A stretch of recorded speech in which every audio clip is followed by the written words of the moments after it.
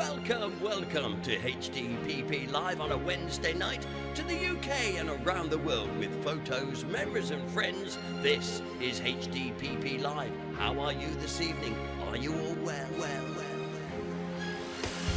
Hinckley District past and present for you, meeting friends old and new. Streaming Wednesdays and Saturdays too, with founder members Paul and Sue. The smiles that we bring are a heritage thing. HDPP, keeping history alive. HDPP, streaming HDPP live. Where local memories survive. HDPP, streaming HDPP live. Film clips, photos, memories and friends helps a dreary night go by. Wearing Hinckley's six of the best, stupendous quizzical high. The smiles that we bring are a heritage thing. HDPP, keeping history alive. HDPP, streaming HDPP live. Where local memories survive. HDPP, streaming HDPP live. Let's take you back in time. A community affair. We'll take you for a ride. Handsom's cab will take you there. We're making history. HDPP, chapter applauses. History supporting local causes. Streaming HDPP live. Betty is our queen bee. The sweetest honey candy. Dangerous Den here again. HDPP live. Hey, you know we keep it HDPP.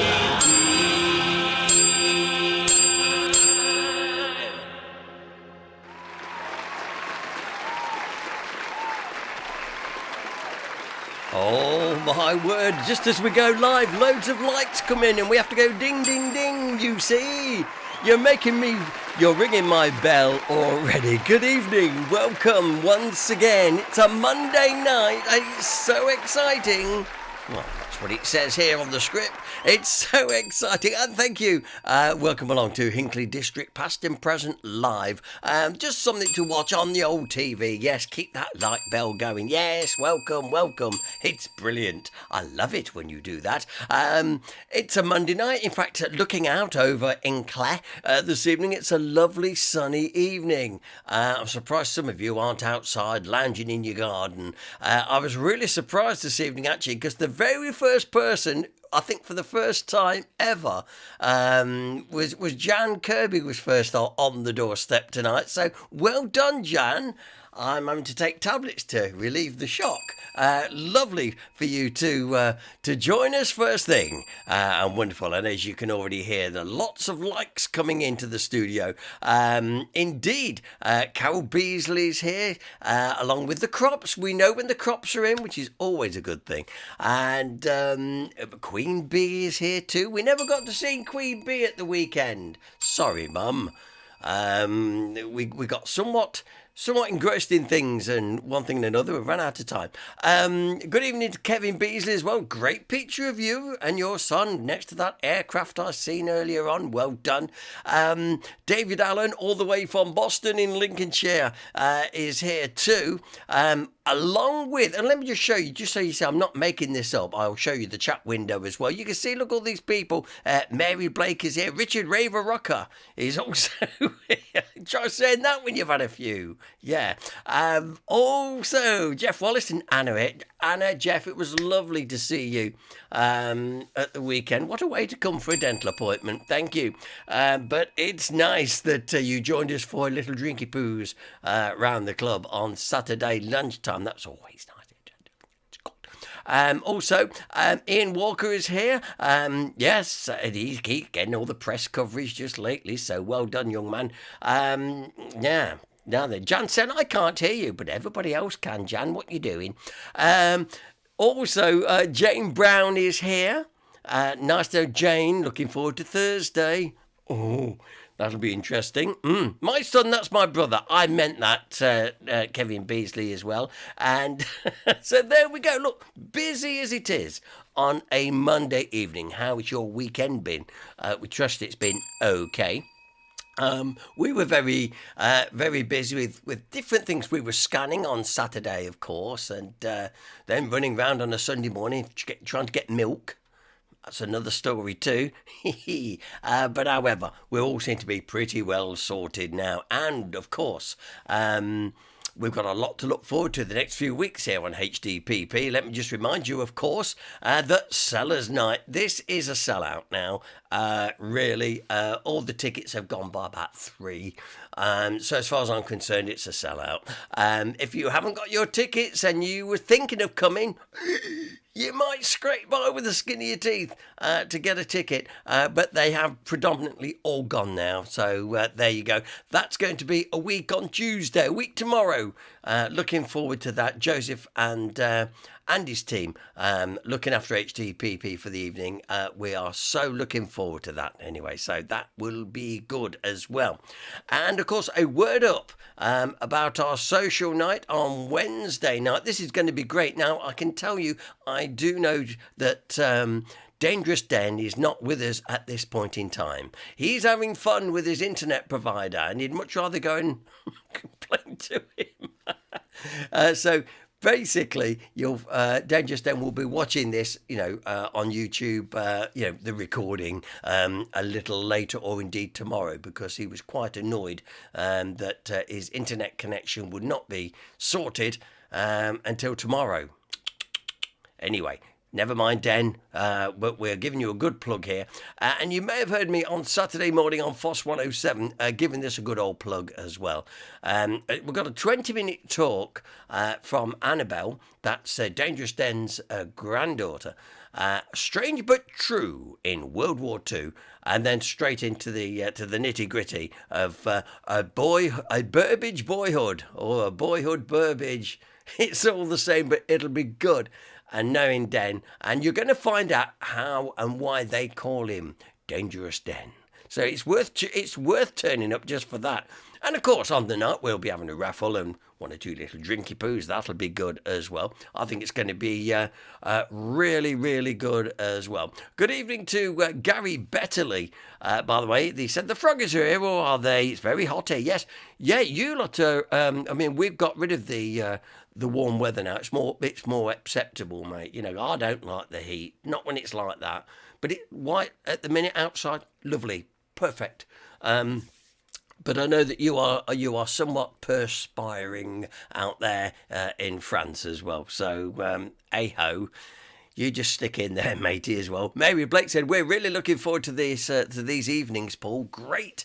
Yes, it'd be great to see you there, of course. And Alan Cropp said, we spent a good 3 hours at the Ashby Magna Vintage Fair on Sunday. Saw lots of vehicles and kept saying, had one of them. Oh, hello.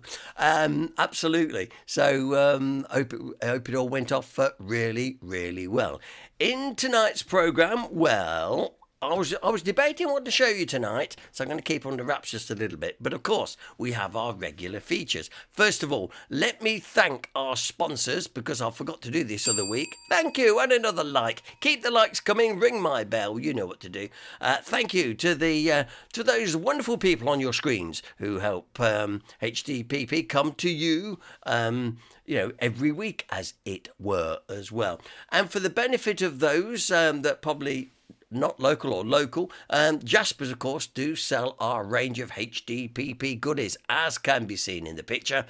Caps, There's caps, pictures, posters, DVDs, key rings and badges. The badge, you can see the badges and the key rings on the right-hand side there. The new key rings are really super, proving very popular as well. So go down to Jasper's, or indeed you can get them, we usually carry one or two with us, the key rings and the badges with us whenever we go, just in case.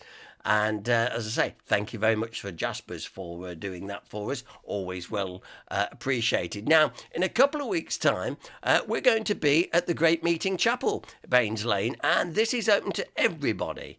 They are celebrating, thank you, they are celebrating 300 years of their chapel right here in Hinckley.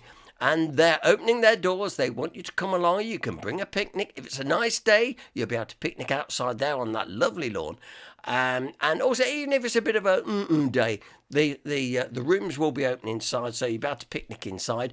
And as you can see, Hinckley District, past and present, will be there. We'll be taking a load of our pictures to share and show, and we'll have one or two bits of merchandise as well. So it's going to be a nice, great day. All the family, 12 till sort of 4 o'clock, I think, something like that. But it will be good. And I'm also told they've got a little quartet. Was it a quintet or a quartet? I think it's a quintet. Anyway, but they've got great music. Yeah, and I love to hear that sort of music outside. It's very English, you know what I mean? So there we go. A good evening to John Fletcher as well. John, you just joined us. Nice to you to join us. Thank you. Oh, ring me bell. And also, Jan Kirby says, we got our badges last week. Nice one, Jan. Nice one. And Ian Roberts is finally here. Finally, and well done. Anyway, now then, let's see where we're going to from here. So that's all some of the things that's going on. Just to remind you about our subgroups as well. And these are, we've had great feedback for these. I'll be honest, I was a bit dubious whether we'd be able to do this very well, but you members are keeping it well. The idea is you can put your what's-ons and your fundraising things in these groups. We don't mind. As long as they go in the appropriate group, we don't mind, your walks and travels, probably where you go for your holiday and stuff. Events, activities and fundraising, anything, if you want to promote something that's going on locally, pop it in there, no problem. And of course, we know lots of people who like to show their gardens, and that's very nice too. Pop it in the garden pictures. You see the logic it all makes? It's good stuff. Okay then, so now it's time. This is the bit that Jeff Wallace and half of Hinckley has been waiting for. When we do, first of all, we've got Where in Hinckley. And if you can't get Where in Hinckley, maybe you can have a go at the anagram. We're going to do the anagram first, because Jeff Wallace and Anna came over, and he said he loves her. He said, when you get to my age, you love a good anagram, to play with. And he's going to do so here. Now then, so before we show you the anagram, let's explain the rules quite simply. If you know the anagram, don't put the answer in the chat room yet. We'll ask you to put your answer in later, but not yet. The idea, if you know it, keep it to yourself and see how everybody else struggles, yeah? And you think, you can put, I know it, but we will ask you to prove that you know it by the end of the programme, okay? So, don't put your answer up, but here we go with our anagram this evening. There you go. I will leave it there on the screen for you to get all the right letters. And if you get them in the right order, you will find yourself, we're looking for a place not in Hinckley, but very close to Hinckley. I'm not going to give much clues for this one yet, because I think as soon as I start giving a clue, it gives it away. And besides that, Clever Clogs Jeff Wallace gets it after about 30 seconds. And also another Clever Clogs, John Denny, he's another one that is far too clever for his own good. So I'm just going to say, earthworms help me northwest. Or northwest help me earthworms if you prefer it. It doesn't matter. So there you go. Rearrange that. It'll give you the location of a place and a village. That's all I'm saying. I'm not saying anything else. Very close to Hinckley. I will tell you that it's not in Hinckley, okay? There you go. Get working on that. John Denny, stop it. I think they've got it. I think he's winding me up now. There you go. So that is That is our anagram. Okay, so if you don't like the anagram, what about playing a little bit of Where in Hinckley? Yeah, well, Where in Hinckley is good as well. All I've got to do is find it on my list now. Where in Hinckley? Here we go then. Now then, where in Hinckley am I then with that? Oh, bit of a tease there. I think it's easy, but then again, I took the photograph. But do you know where in Hinckley that is? Right. So if you don't know what you think, if you're not quite sure, go round your heads and think, I think I might know where that is. Oh, good evening, Pat Galloway. You're late. You're in detention later, mate, all right, okay. Ian Walker's going, I know. Well, shut up. Don't do it yet. That is Where in Hinckley. If you know it, by all means say you know it, but we'll ask you to put the answer up by the end of the programme. Where in Hinckley are we this week? Right, okay. So we've had the anagram. And we've also had the Where in Hinckley. So, after all that, by the way, somebody said to me that, Paul, where are the HDPP singers? Well, nobody's had a birthday to me. If somebody's got a birthday and you want us to wish them happy birthday, we get the HDPP singers out to sing happy birthday. But we haven't seen them for ages. So if you've got a birthday coming up, if you've got a friend or a brother, sister, uncle, auntie, granny, granddad, and you want them to have a happy birthday mention, you've got to message us and we'll put that, in the broadcast, as it were. Okay then. So tonight, I couldn't quite make up my mind what to show you tonight. We've got a nosy coming up a little bit later, obviously with Steve. It's not a new one, it's going to be a repeat one. But then I started to think, what can I show them tonight? Because I try not to repeat things too often. But I'm just thinking, I don't know what to do. So I thought tonight, because you've been good, and if you haven't already got it, well, maybe this will encourage you to go out and buy the DVD. I'm going to give you an exclusive showing of our Memorial 100, which is available to buy at Jasper's. But because you've been so loyal all the way through these last few months, I think you deserve a look at what we're so excited about in this particular DVD.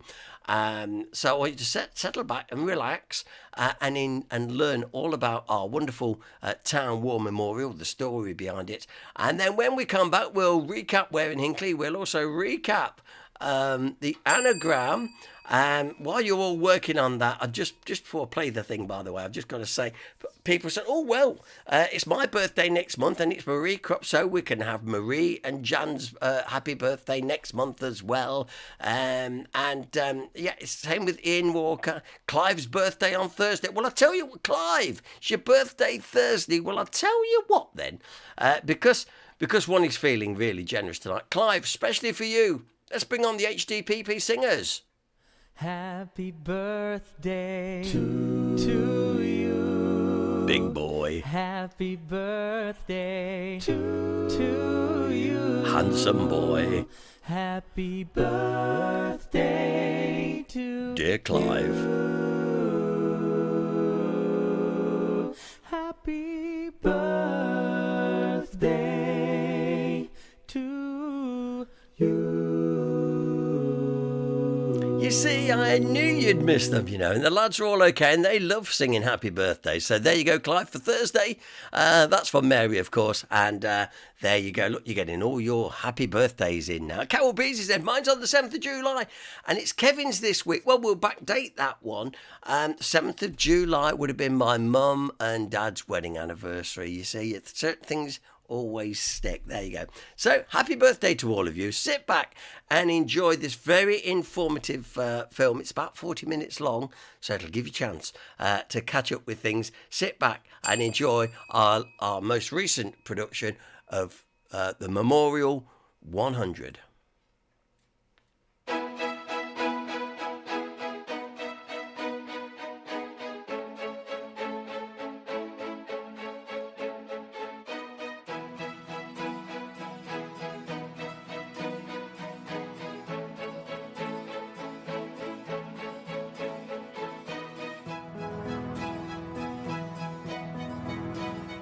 could there be a more idyllic setting for the now 100-year-old Hinckley War Memorial than where it sits today, atop the ancient castle earthwork in the centre of a town of ancient lineage set in the heart of England.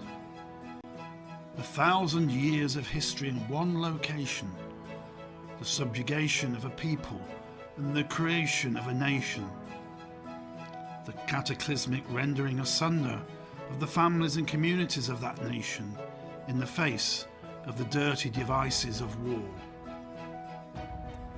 We've come to take for granted our war memorial. Some visit it but once a year. Some never visit it at all. Yet it tells a story worth remembering, worth venerating. The memorial is a sacred place, the names etched on its walls forevermore, speaking to us vividly in the present of the great tragedy of conflicts in the past. The creation of a war memorial for the town was not an easy road, and there were many twists and turns along the way.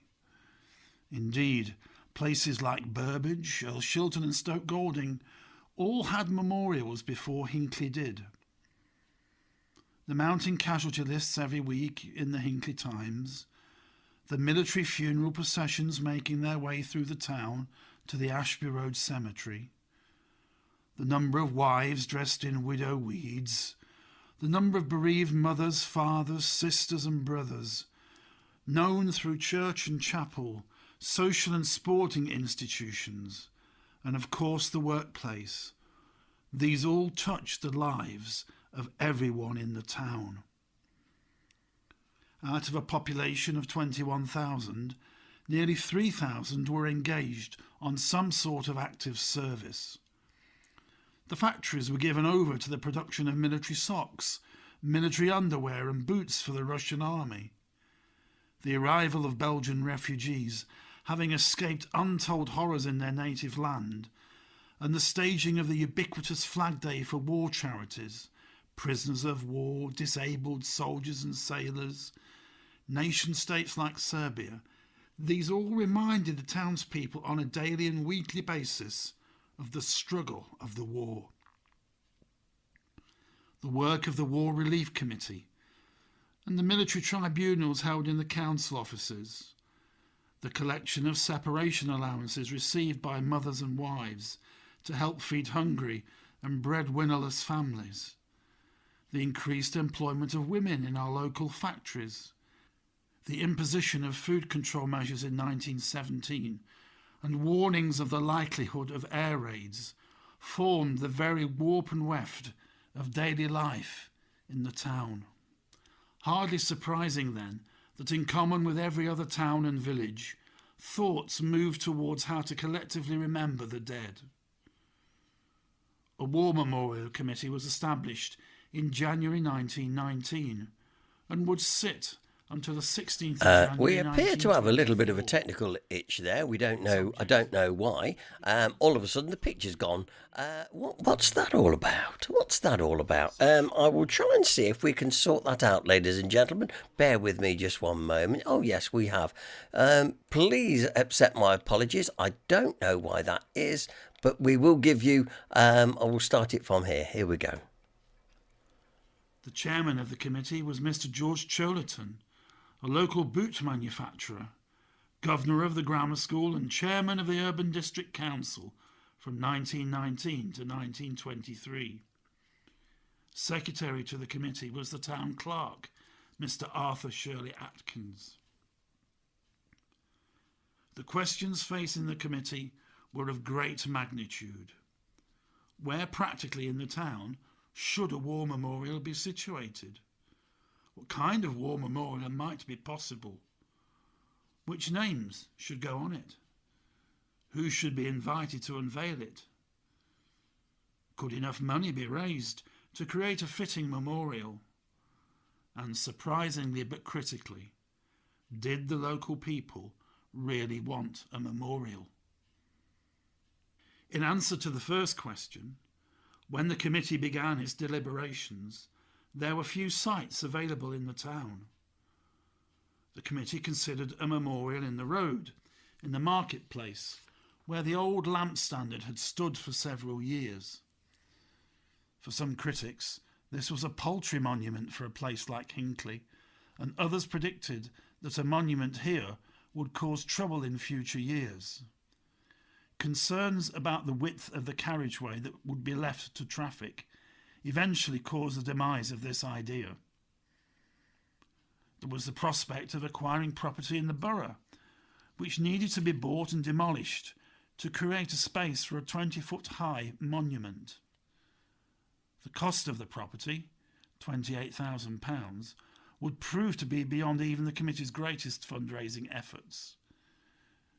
The committee would eventually raise £3,500, well short of asking prices of property in the town.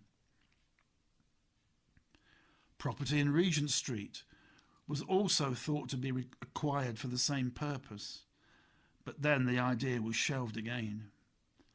Vacant land in Station Road, where the old Frank Taylor's garage eventually was built, and vacant land on the corner of Priesthills Road and Station Road were both considered, but nothing transpired.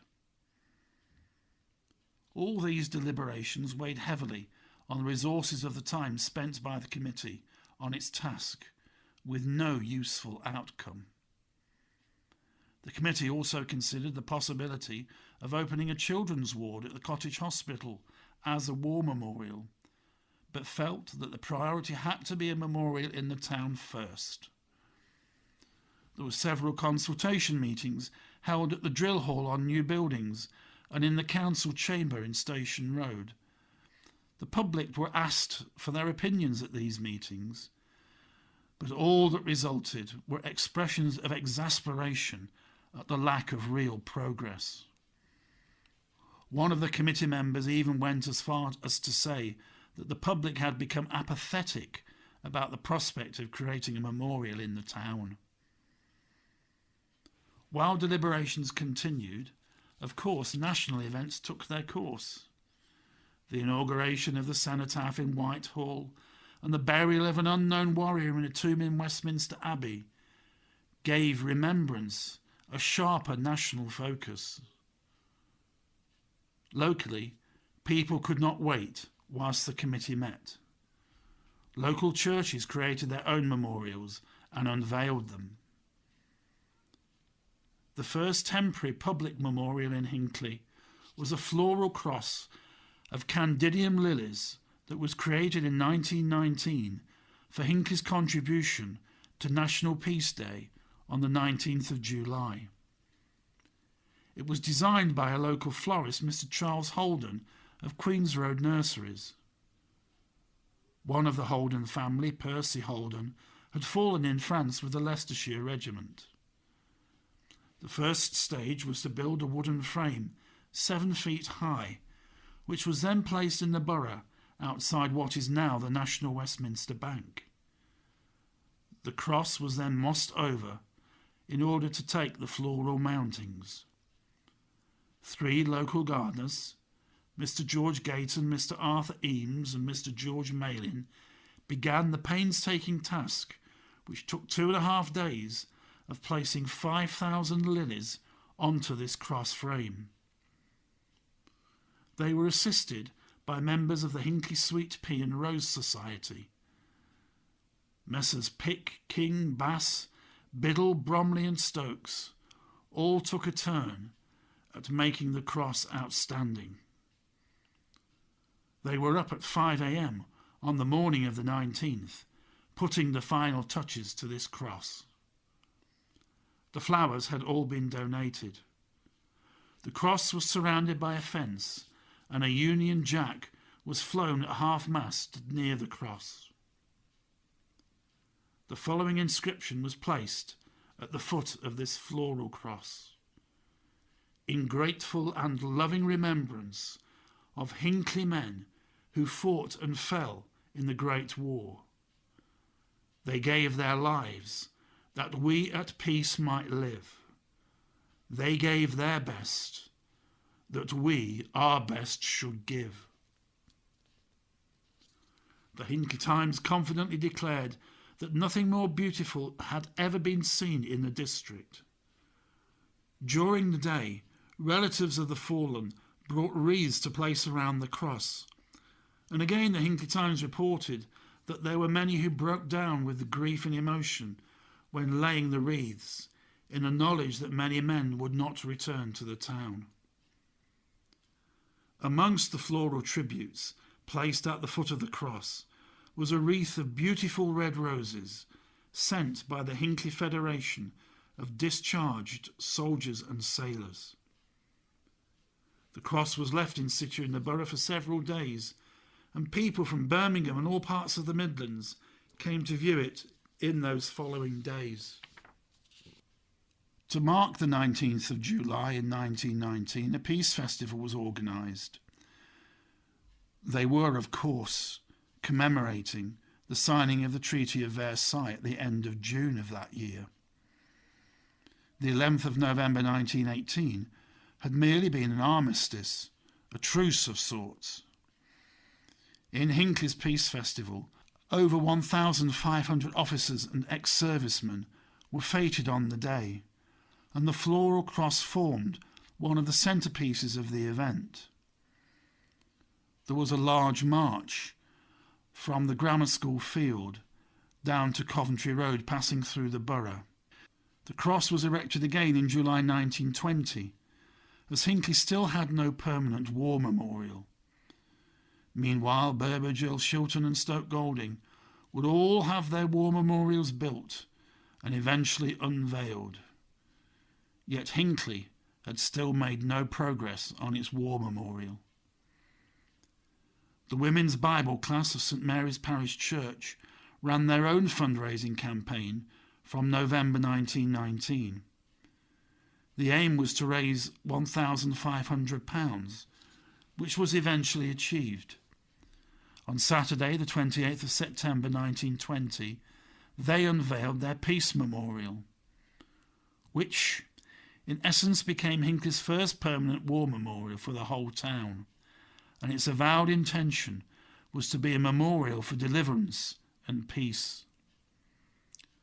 Swithland slate plaques with the names of 365 fallen from the war, surrounded with a frame of Derbyshire alabaster, was placed on the wall of the church, and it is still there today.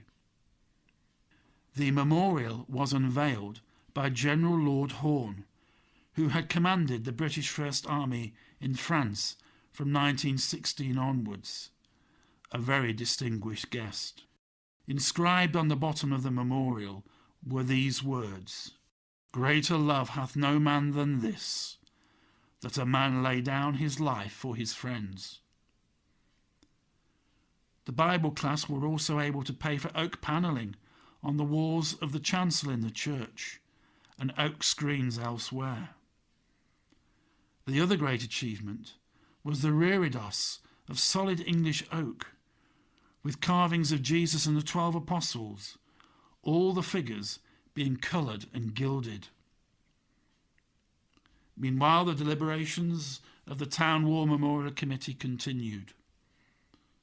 There was some good fortune, and yet also potentially a body blow to the work of the committee. The local cooperative society acquired Castle Hill House for its headquarters. The house had been built by the Hurst family in the 1700s, and its gardens included the castle mound and the surviving moat. The co-op signalled their intention to sell the gardens if the War Memorial Committee were interested. The stipulation in the conveyance of the land was that the co-op would build right up to their boundary with the proposed memorial gardens. This caused consternation within the committee, who feared that a possible memorial would be overlooked. The opinion expressed within the committee was that the good sense of the co-op society would prevent any building being erected in the future which would detract from the site as a war memorial and garden of remembrance. This bone of contention would have consequences many years ahead. For the fears expressed by the committee were indeed realised. At one point, only the width of a tree trunk separated a co-op wall with barbed wire on the top of it from the memorial wall itself.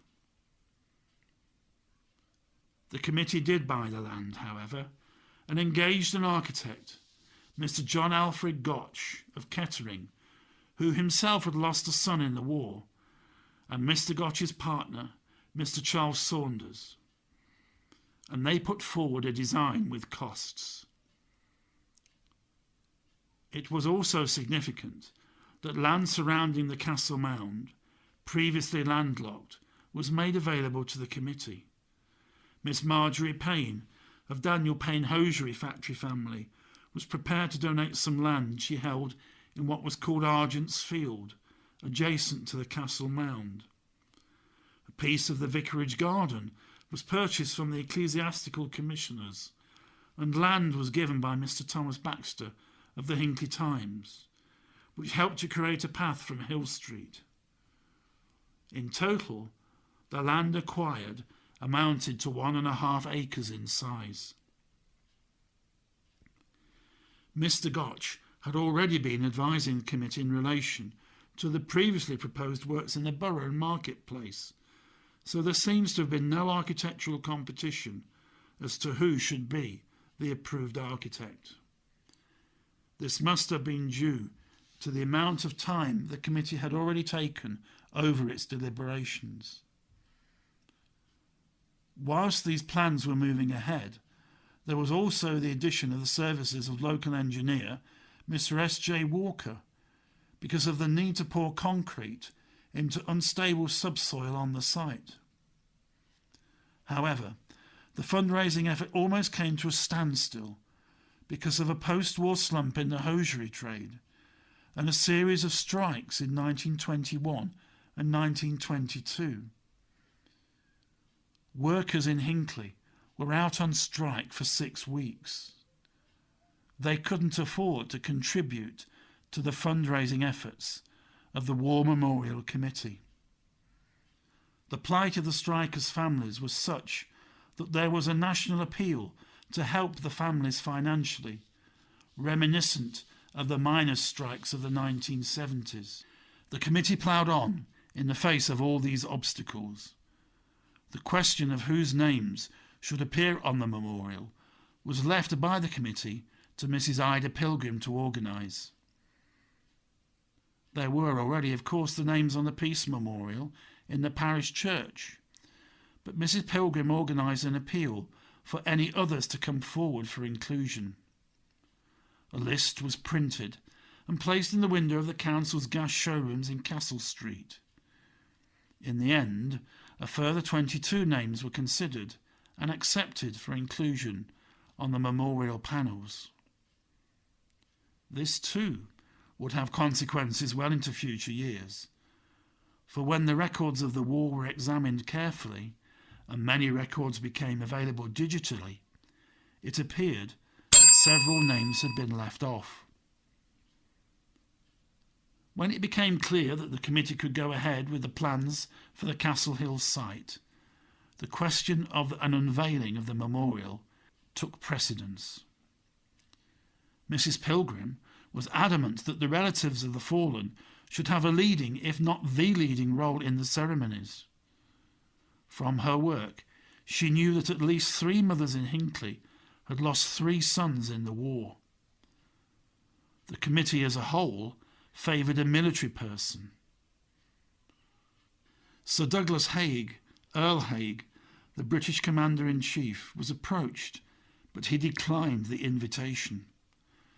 Considering that he unveiled the village memorial in Ratby, not far from Hinckley, it leaves one a little dumbfounded as to his decision. The eventual design for the memorial consisted of 2 elements, a column and a wall, the whole effect being that of a sundial, to emphasise the words chosen for the memorial, "Their name liveth for evermore." The column was to be surmounted by the figure of an angel of mercy, sculpted by Mr. Alan Wyan of London. The figure had his arms outstretched towards the names that were embossed in copper plaques affixed to the memorial wall. These plates were carved, engraved and erected by Messrs. Morris and Sons of Kettering. The column was to be the foundation stone. When the sun passed over the area during each day, it created the effect of the shadow of the angel passing over the names. The column was the first part of the memorial to be completed, and on 12th of November 1921, Mrs. Pilgrim's advocacy paid off for 3 bereaved mothers, Mrs. Eliza Attenborough, Mrs. Maria Dolby, and Mrs. Mary Ann Dixon, who had all lost 3 sons, laid the foundation stone of the column. Photographs of the period show the solemnity and grief of the occasion, especially in the body language and the demeanour of those present. The hymn "O Valiant Hearts" was sung to the accompaniment of the Hinckley Town Band and also the town Salvation Army Band. The last post was sounded by Mr. John Mason, followed by the Reveille. These sounds are very familiar to us today because they always form part of the remembrance service. The date chosen for the unveiling of the memorial was Saturday, May the 20th, 1922, even though the committee were around £750 short of the sum they needed to complete their work of landscaping and fencing the area of what was to be considered a memorial garden. Under sunny skies, the unveiling was to be conducted by the Bishop of Peterborough, the Right Reverend Theodore Woods, in which diocese Hinckley St Mary's belonged. The whole committee was in attendance, led by Councillor Cholerton, as well as the local clergy. 3 significant local military figures attended: Colonel Robert Martin from Anstey, Lieutenant Colonel Ernest Clive Atkins of Hinckley, and Lieutenant Colonel James Llewellyn Griffiths, also of Hinckley, added the necessary military aspect to the unveiling. They were joined by 2 other officers who had both commanded the 1st 5th Battalion Leicestershire Regiment in battle, Lieutenant Colonel C.H. Jones and Lieutenant Colonel W.S.N. Toller. All of them must have known some of the names on the memorial. There were many soldiers in uniform from the local territorials. Conspicuous in the crowd was a discharged soldier, Lance Corporal Carter, who had been blinded in both eyes as a result of frontline action. A very young Fred Warren, later to be Deputy Town Clerk, remembered as a grammar school boy being required to attend the service in his school uniform, even though it was a Saturday afternoon. In all, it was estimated that a crowd of 4,000 people attended the unveiling. The unveiling address was given by Colonel Martin, and it was he who pulled the large Union flag off its mountings to reveal the plaques on the wall. Councillor Cholerton mentioned at some length the work of the War Memorial Committee and singled out 2 members, Mrs. Pilgrim and Mr. Arthur Shirley Atkins, for special mention for their work.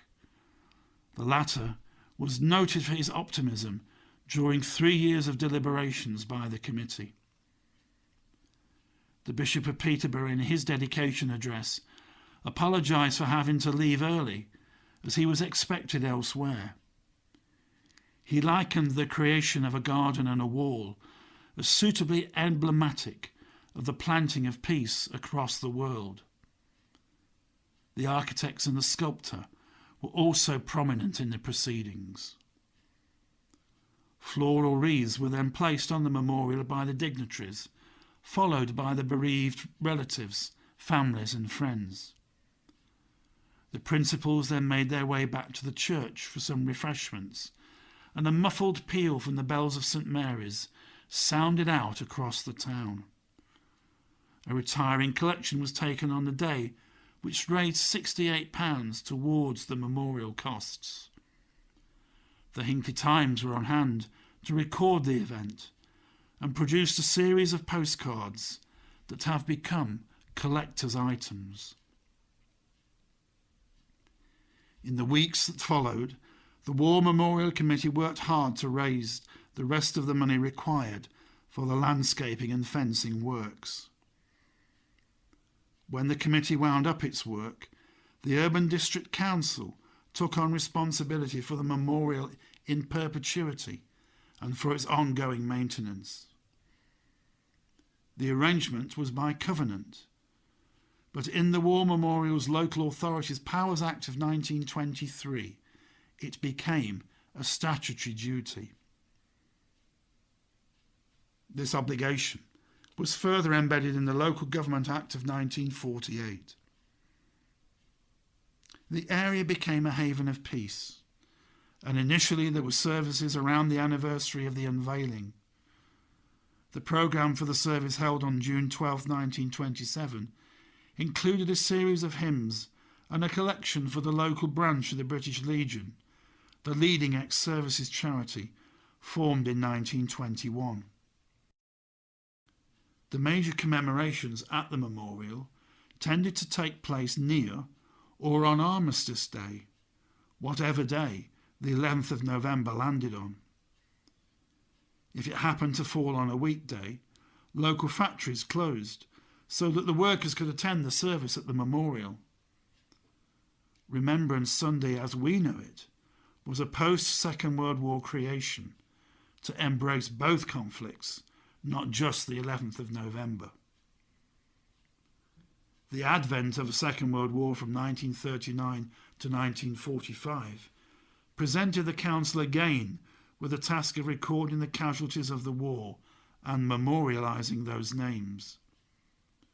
This time, both men and women were involved, and there were the civilian casualties of the Merivale Avenue bombing of May 16th, May 17th, 1941 to be taken into consideration. On Remembrance Sunday, 11th of November 1951, at 12:15 p.m, the unveiling of the additional Second World War panels to commemorate the fallen and a service of rededication took place. There were 150 names to be added, as well as those of 13 civilians. Below the names, the following inscription was added. These plates were added in the grateful memory of those who gave their lives in the Second World War, 1939 to 1945. Prayers were led by Canon Turner, the Vicar of Hinckley, and the memorial was fittingly unveiled by Alderman Sir Robert Martin of the County Council. It was he who had led the military addresses at the original unveiling of the memorial in 1922. The memorial was dedicated by the Assistant Bishop of Leicester, Bishop Hollis. As the bishop spoke, a twin-engine fighter plane circled overhead. Again, the bereaved relatives were encouraged to place commemorative wreaths, whilst the Salvation Army Temple Band played suitable funereal music. The panels for both World Wars read like a school register. The only difference being that where brothers were listed, they were bracketed together. Otherwise, there was an egalitarian ethos in that rank, military or social, did not appear on the memorial. On other war memorials, including some in the town at churches and chapels, following a name, there would often be gallantry awards noted, such as a Distinguished Conduct Medal, a military medal, or even a Croix de Guerre.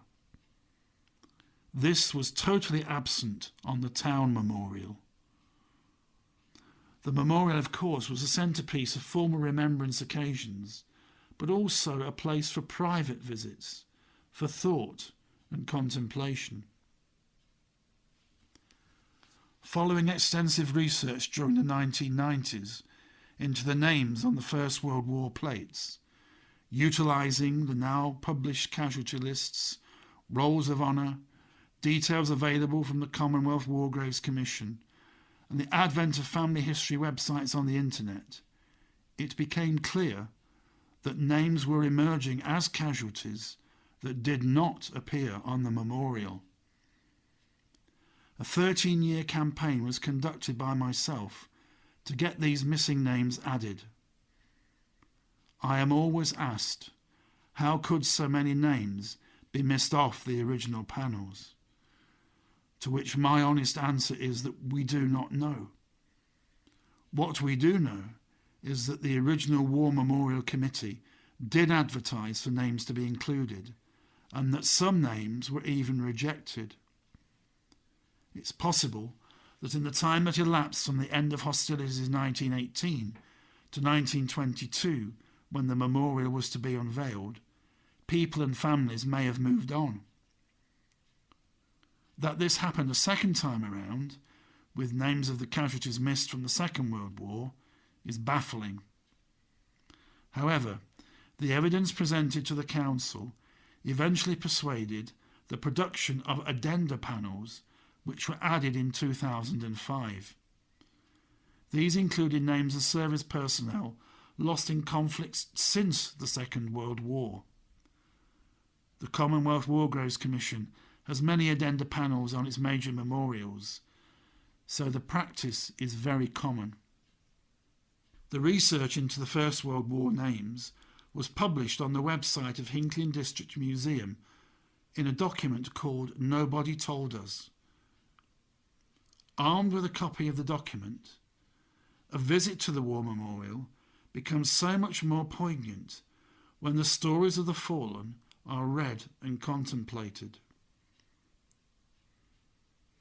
As the memorial approached 80 and 90 years of existence, the problems of restoration and preservation also occupied their minds. The War Memorials Trust, a national charity, gave a grant in 2001 towards some of the necessary conservation work. Even in the past 2 years, work has been needed on an emergency basis to repair weathering damage to the stonework and the surface of the memorial panels.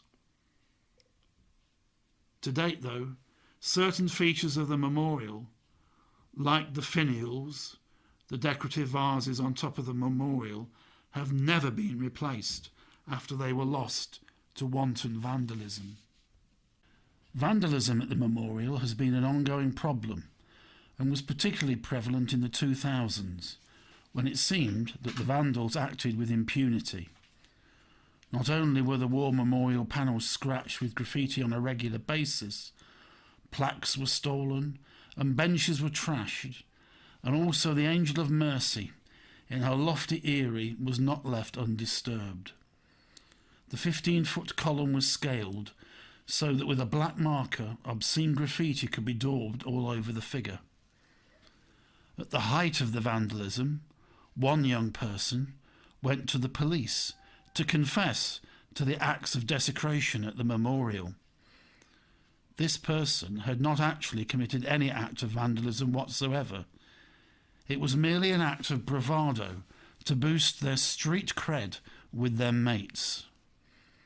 In what crazy world of twisted logic could vandalising a war memorial be considered a badge of honour? We still have so much more to teach people about the memorial so that respect can conquer utter ignorance.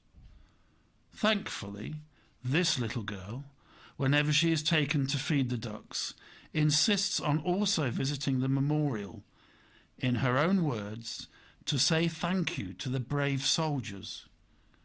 She climbs the steps and bows her head on each occasion. The memorial also suffered through the years from the encroachment of the co-op premises as its backdrop. Factory-like buildings and warehouses came to form the background to the memorial.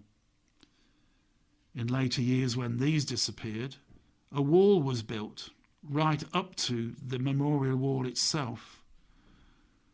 There was barbed wire on the top of this wall, and there were strong car park lights.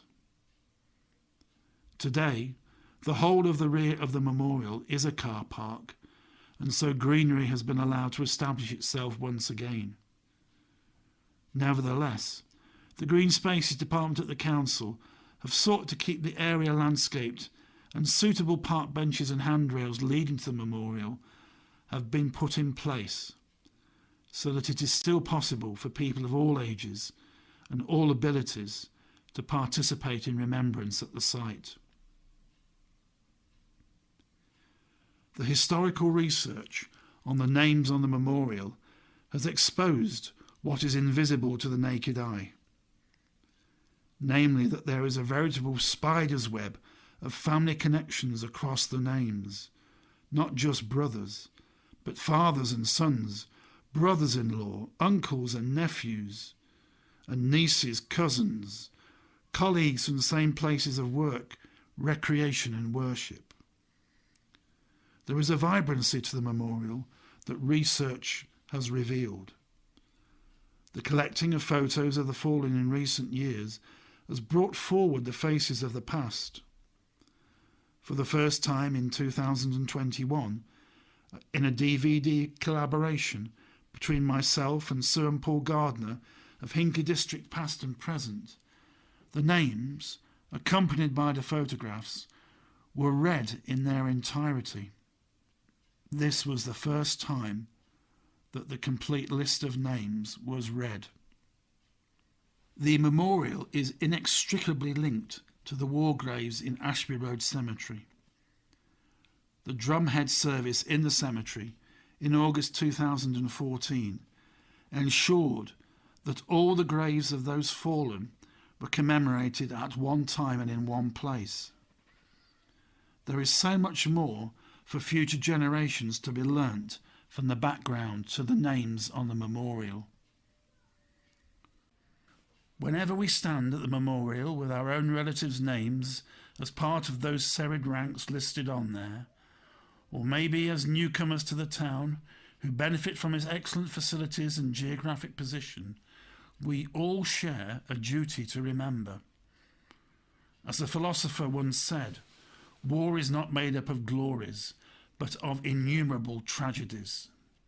The volume of the list of names is emotionally difficult to comprehend, and many have gone to their own graves before us with broken hearts. We accept that the War Memorial is a timepiece set in the landscape. As we do, we might cast our minds to other timepieces set in different landscapes. If we do this, one's mind is immediately drawn to places like Stonehenge. I don't think that it is too fanciful to see that the architect Mr. Gotch, utilising the opportunity of an ancient earthwork to erect a memorial, has drawn a parallel with something elemental and deep in the continuity of the history of our island race. As Stonehenge has stood for millennia, so the names on Hinckley War Memorial liveth for evermore.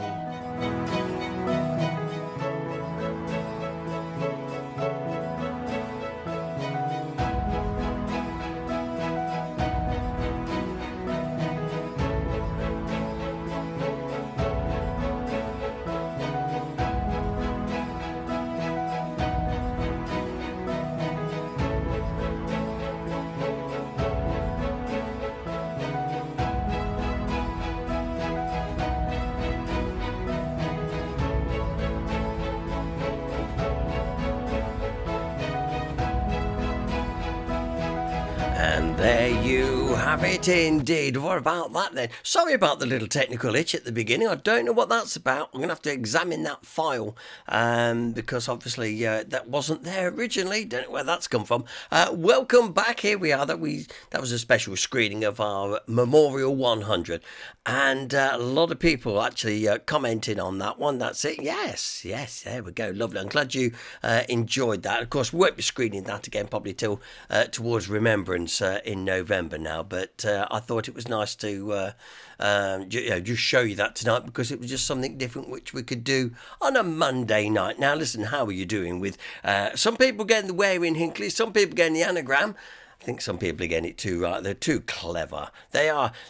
John Denny and Jeff Wallace, listen, go and report to the headmaster. Yes, they've got it straight away. They're far too clever. Maybe we ought to ban them from a Monday evening. So anyway, let's have a look, see what we're on about first. Well, this is the anagram which they have cracked, so it is crackable, ladies and gentlemen. Earthworms help meet Northwest. If you rearrange that, it'll give you a place right next to Hinckley, basically. I'll go as far to say, yes, you might know it might be a drinking hole, but that's as much as I'll say about it. But rearrange that, yes, it's been a long time since I went here. But very enjoyable times past, I can assure you. So that is the anagram. Jan Kirby, you naughty girl. She's going to put the answer straight in. Look at that. Well, you are in... Now you're in the bar. I've took it off now. We're not asking for the answer yet. We were giving people another chance, Jan. She's been chomping at the bit all night, you know. She were first in, then she were first to get the anagram. Behave. Oh, and now what about Where in Hinckley as well? Right, well, Where in Hinckley? Where do you think that is? Look. Interesting stuff. Yes, now. If you think you know where that is, that could be good. Interesting to see where, if you get that right or not, we will be giving the answer after we've had our nosy. I know you're too quick for me, Jan. You're scaring me. Are you on speed? She's on something tonight, I mean, that's for sure. Anyway, so, what you like, honestly. So, there you go. That's Where in Hinckley and the anagram. And if you didn't see Jan's naughty little... she's chomping at the bit. I think she's on something tonight. I don't know what. Thank you, Ian Robertson. Excellent, well presented, Greg and Paul. And absolutely, and like I said, I must check that file out after we come off air tonight. So there you go. Okay, then it's time for a nosy. We love our noses. Absolutely, we love our noses. And tonight being no exception, but we've got a vintage nosy. See what you think to this one as we welcome once again to our part in this wonderful screen that you see. Yes, the man himself, Mr. Nosy. And now, ladies and gentlemen, here he is, Mr. Nosy himself, Steve Picker.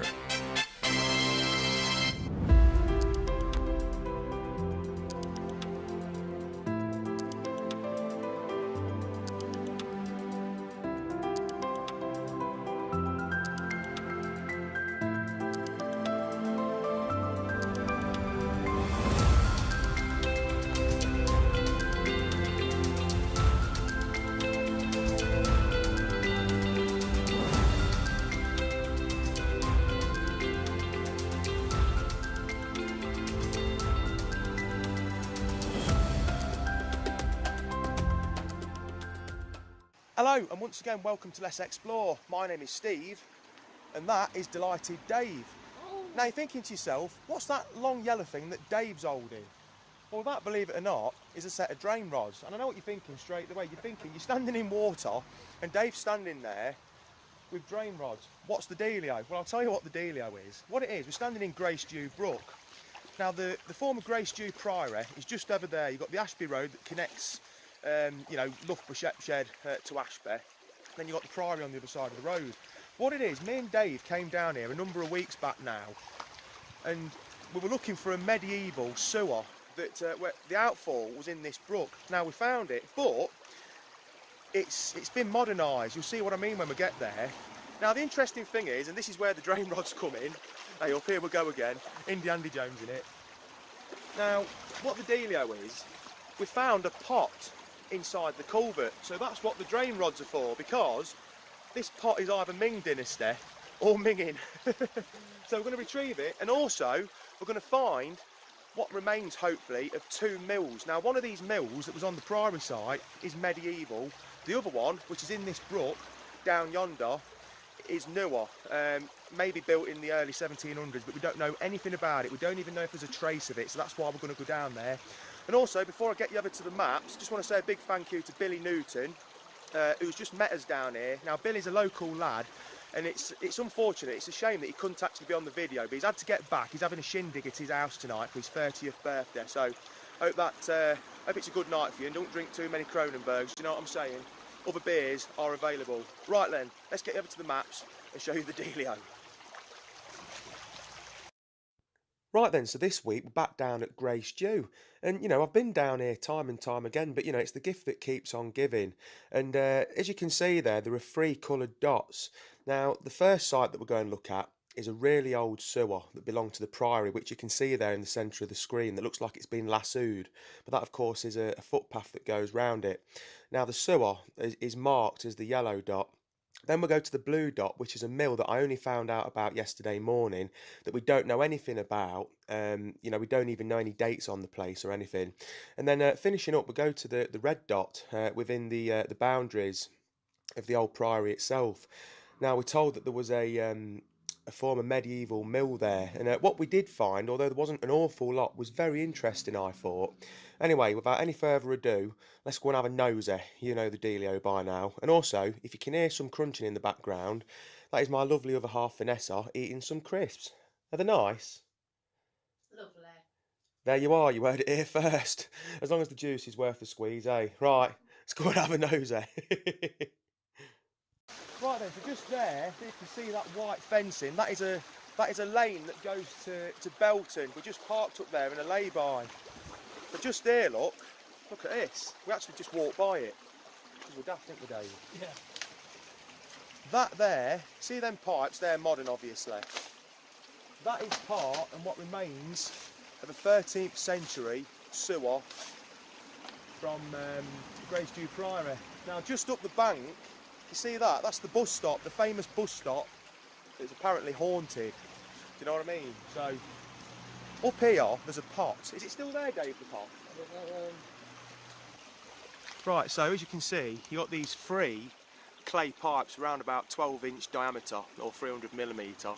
But the stonework that surrounds it, this, I'm led to believe, is 13th century. It's very, very old. Of course, it served the priory. Now, when we last come down here, I mean, this, of course, has been filled in quite a bit. Now, what's happened, I don't know why they've put more modern pipe work in here. That, I couldn't tell you. But, just up one of these pipes, can you see that? There's a pot up there. It looks yellow and blue, doesn't it? So why that's up there, I don't know. But, or is it a football? No, it's a pot. Let's try and retrieve it and see what the dealio is. Right then, so the things you do, Saturday afternoon, I'm stuck in a brook with Delighted Dave, retrieving what looks like, actually, a teapot. With Delighted Dave. And do you know what? Dave, after we've done this, what we're doing down here, I'm taking him to Gruber, because he's having a presentation. Because he's actually got one of his photographs in a calendar of Bradford Park. Right, oh, I nearly had it then. Yeah, this is a teapot. It's going to be in about 50 pieces by the time I get it up here. It's just bizarre why it's there. Yeah. I tell drivers. Oh. Hey, we're here. Here she is. And look at that. Sorry, I nearly poked you in your vitals then, Dave, didn't I? Right. Right, give it a clean up. Oh, this is exciting. The big reveal.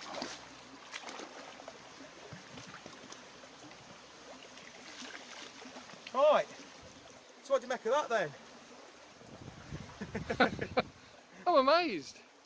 Right then.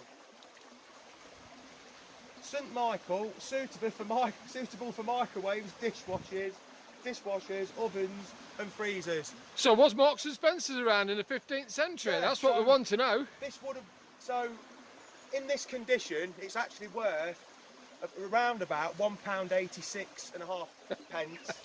Had it have had the lid, it would have been worth around about 1.2 million, and we can't find the lid. No.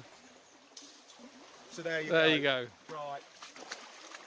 Right then, so this is absolutely fascinating. A bit of a laugh about the old teapot, wouldn't it? But this is seriously old. As Billy said, now Billy's dad, he's one of the founding members of the Grey Stew group. I can't remember the official name of it now, but I think he knows an awful lot about this. Now, where these pipes have been pointed up around them, that's pretty modern.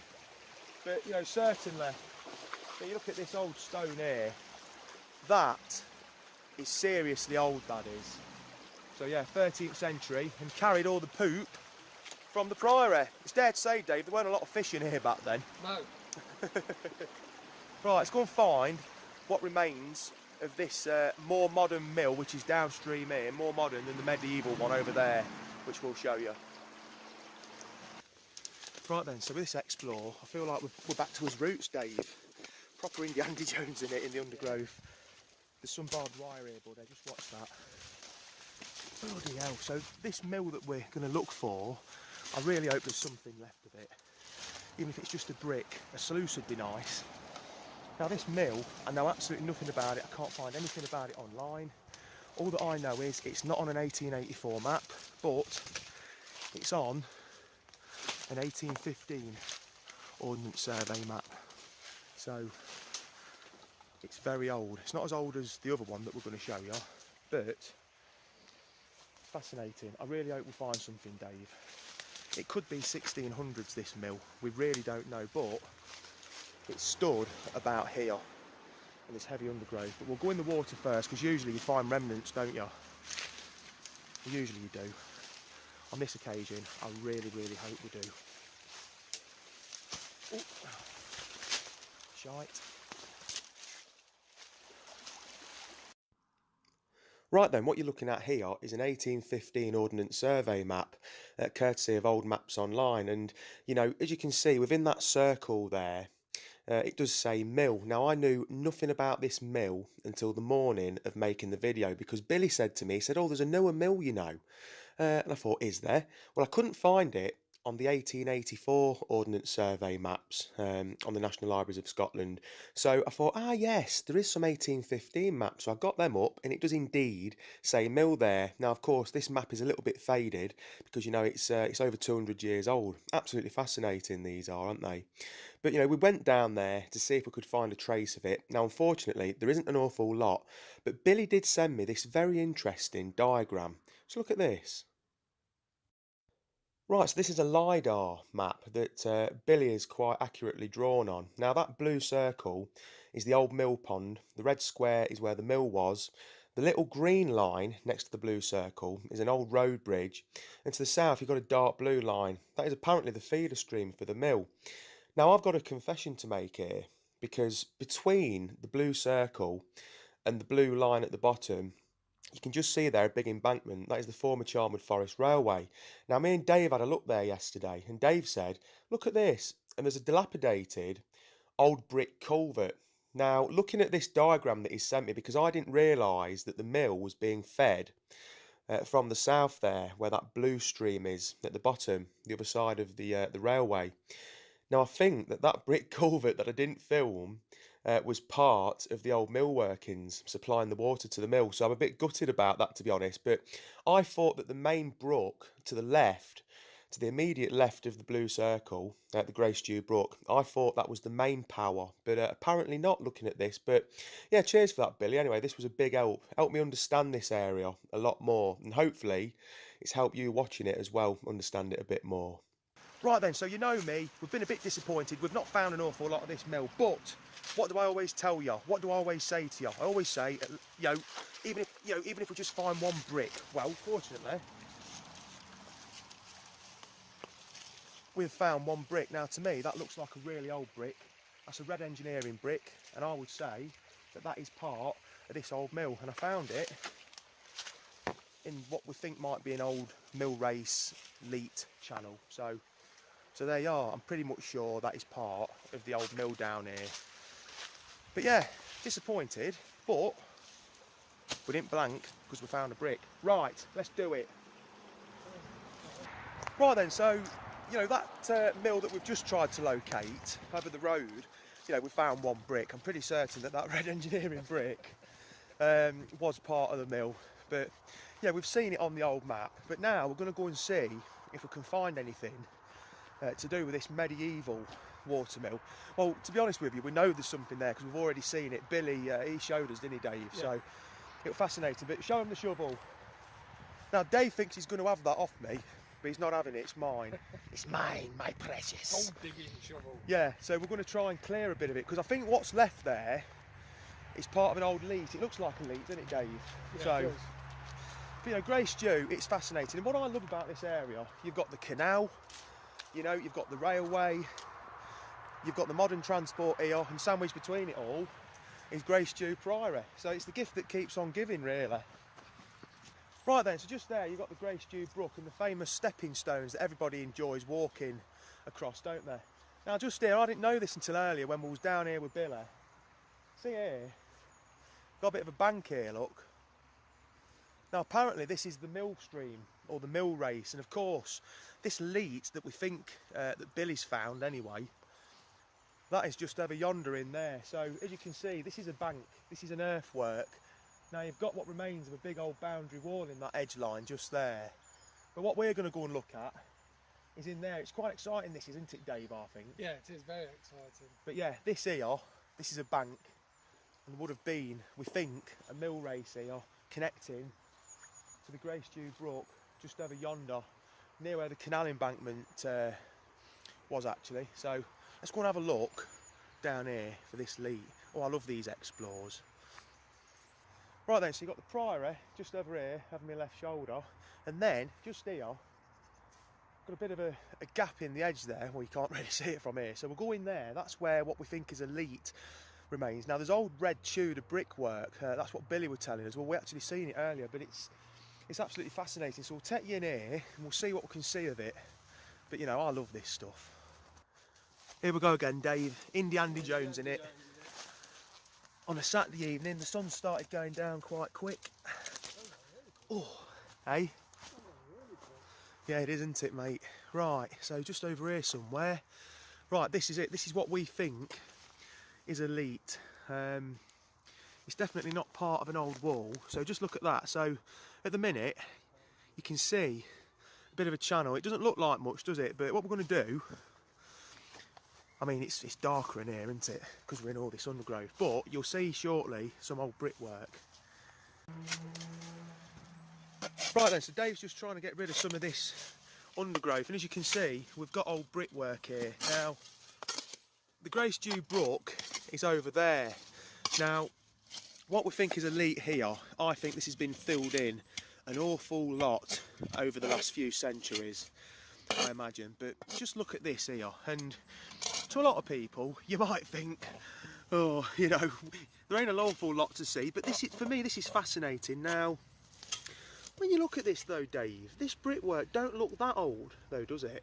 But they are, well, I mean, that is a big brick. But is it a Tudor brick? I'm not sure. I tell you what, that's a really heavy brick. That's one of the heaviest bricks I've ever picked up. It is heavy. So, is this a leat? It's not a boundary wall. There's a really big boundary wall just over there. It's about 1 metre thick. But just have a go this side, Dave. But it is fascinating.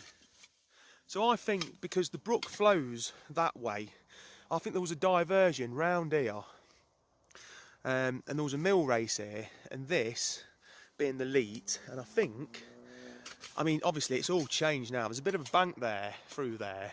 Sorry if you can't see it very well, I know it's getting dark.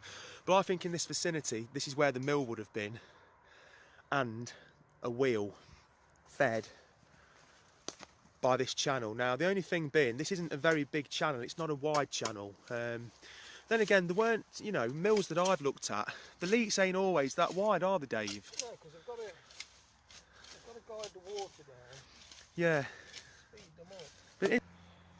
But yeah, it would be interesting to know, obviously, if this is a leat, then somewhere here there would have been a sluice gate to open up to let the water in, to power a once beautiful wheel here. But I mean, whatever, it's fascinating, isn't it, Dave? Yeah, it's definitely To be honest. something.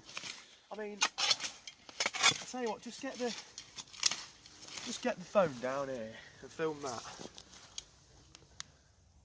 So, it is interesting. Is this the long lost Grace June Mill, the medieval one? Part of it? Yeah, What answers is on that? a postcard. That side as well. So as you can see, Dave has cleared a bit of this away. And you can see this red engineering brickwork. There's a bit of old stonework behind it there as well. So maybe the brick lined it later on, I'm not sure. But again, on the opposite side, red engineering brickwork. So there's clearly a channel here.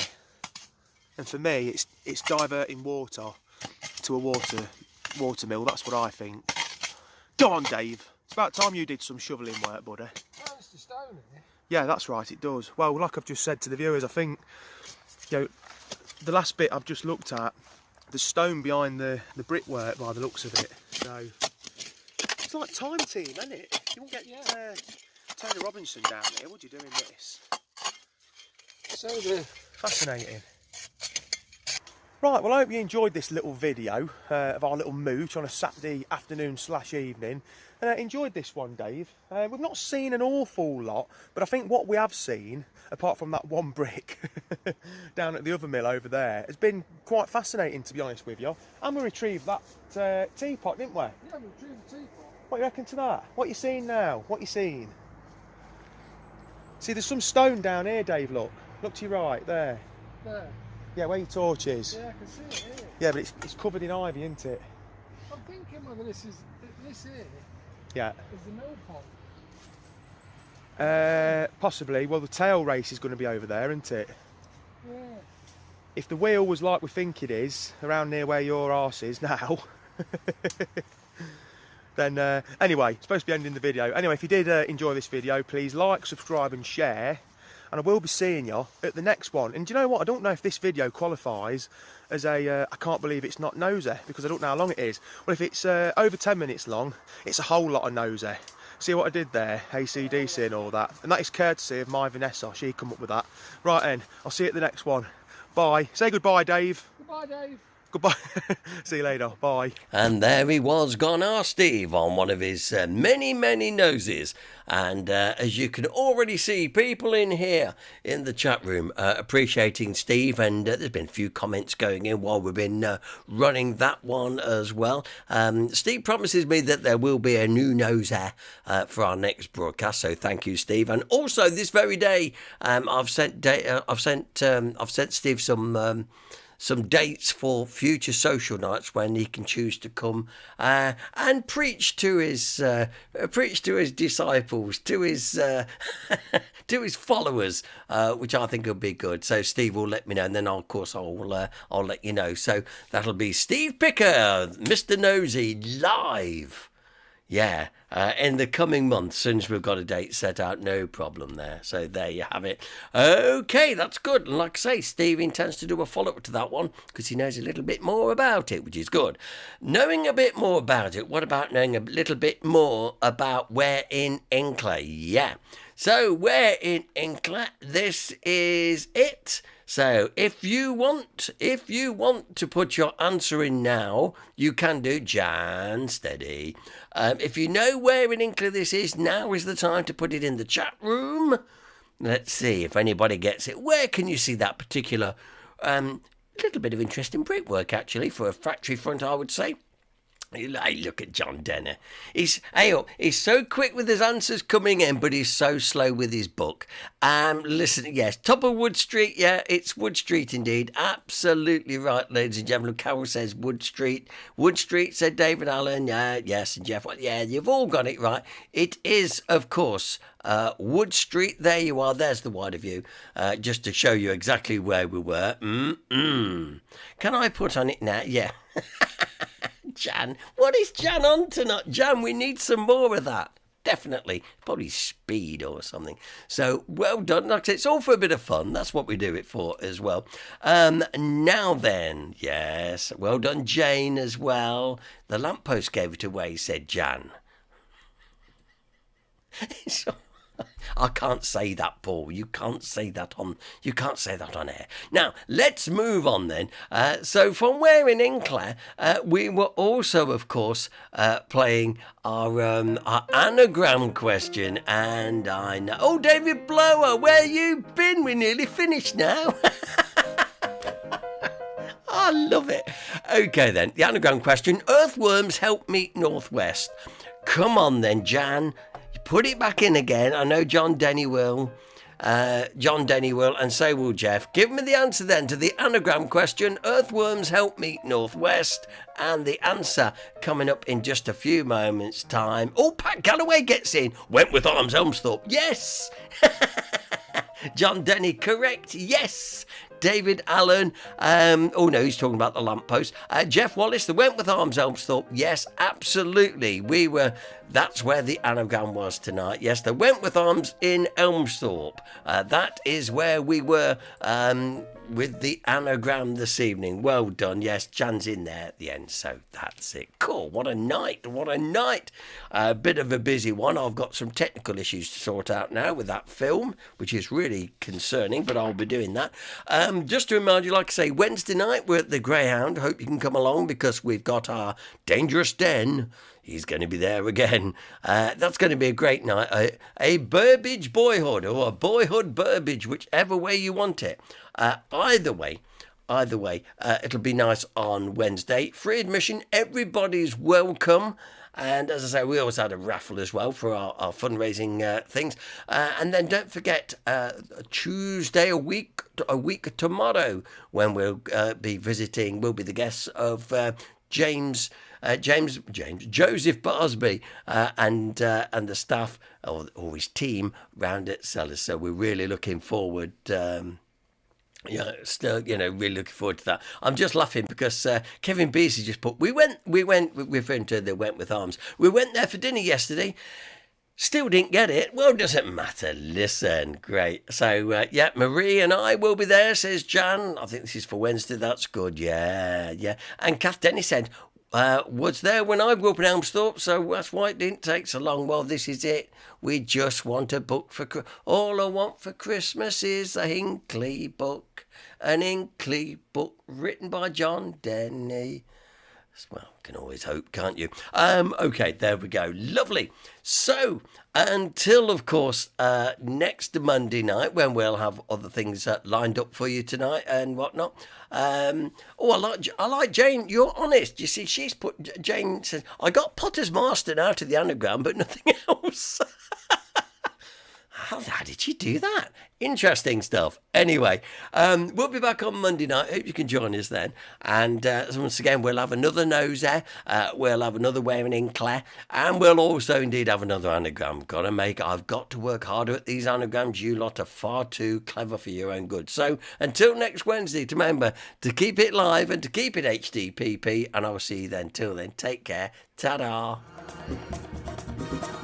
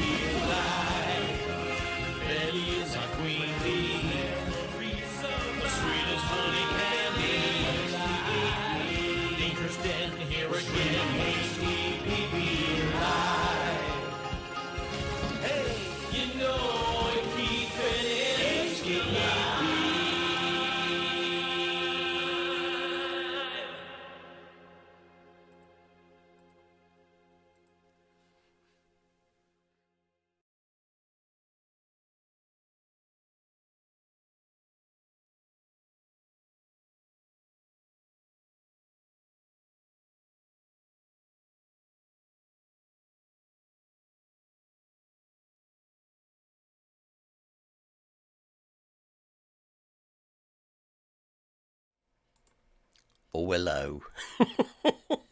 Just when you thought you'd had enough, and I can't blame you for that. I'm back again. Thank you for the lovely comments, by the way, in the chat room. This is the part of the programme we never talk about, you see, but a lot of you know. Hang on a bit, and I'll always try and send you to bed with a silly smile on your face. Jane Brown said, great programme. Thanks again, Paul. Thanks to Greg and Steve. See you Thursday. I know. Oh, I hope it's worth it. Trust me. Yes. Anyway, part of the programme where we have a little laugh. I'm trying to send you off to bed with a little laugh. So I've got some dad jokes for you, and we'll start. And let's see how you go with these. Now, I was sitting on the back porch with my wife when I suddenly blurted out, "I love you." "Is that you or the beer talking?" she asked, and I answered, "It's me talking to the beer."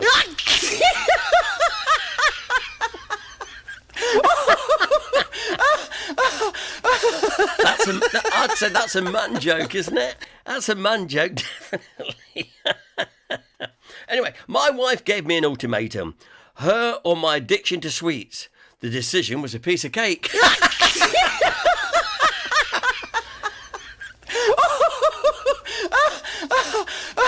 thought it was good.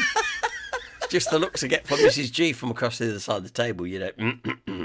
My wife told me she didn't understand cloning. I told her, that makes two of us.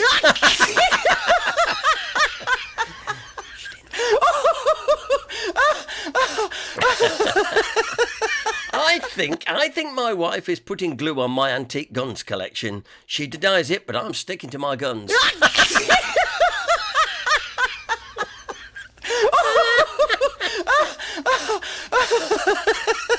Stop it. Oh dear. My wife left a note on the fridge that said, "This isn't working." I'm not sure what she's talking about. I opened the fridge door and it's working fine.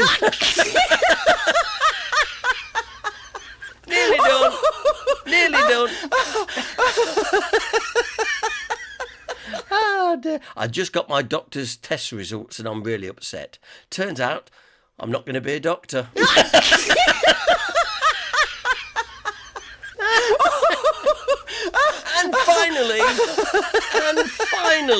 And finally, just look at that couple down the road. A wife said to her husband, "He keeps holding her hand, kissing her, holding the door for her. Why can't you do that?" "Are you insane?" I said. "I barely know the woman."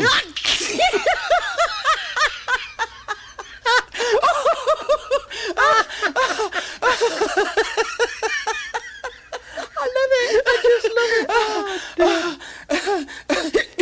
There we go. Until next Monday, please take care and I'll see you then. All right, ta-da.